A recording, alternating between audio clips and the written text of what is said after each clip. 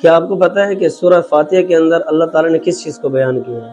تو آئیے سورہ فاتحہ کے متعلق تھوڑا سا سمجھتے ہیں کہ سورہ فاتحہ میں اللہ نے کس چیز کو بیان کیا۔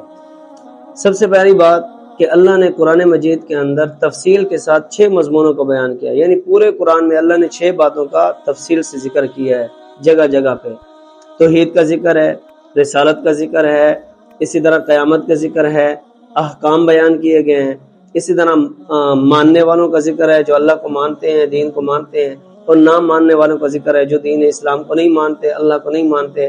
تو یہ 6 چیزیں پورے قرآن میں بیان کی گئی ہیں، توحید، رسالت، قیامت، احکام، یعنی اللہ کے حکم جو بھی ہیں، اور ماننے والے اور نہ ماننے والے۔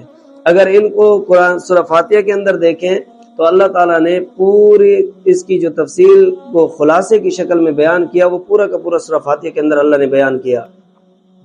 اور ان مضامین کا خلاصہ سورہ فاتحہ میں کیسے ہے؟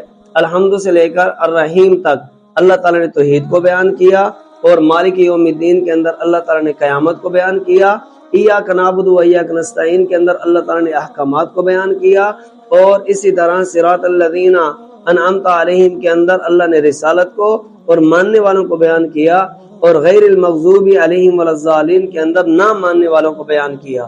اب فائدے کے طور پر ایک بات سمجھیں، ماننے والوں کے لیے اللہ تعالیٰ نے ایک لفظ نقل کیا ہے صراط الذین انعمت علیہم، اور نہ ماننے والوں کے لیے اللہ نے 2 لفظ غیر المغضوب علیہم اور ولا الضالین نقل کیے۔ وجہ کیا ہے؟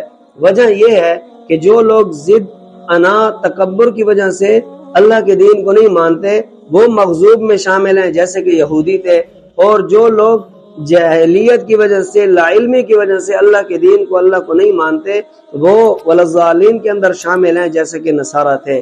اور ماننے والے 4 طبقات ہیں، انبیاء، صدیقین، شہداء اور اسی طرح صالحین۔ اللہ تعالیٰ سے دعا ہے کہ اللہ تعالیٰ ہم سب کو ماننے والوں کے اندر شامل فرمائے۔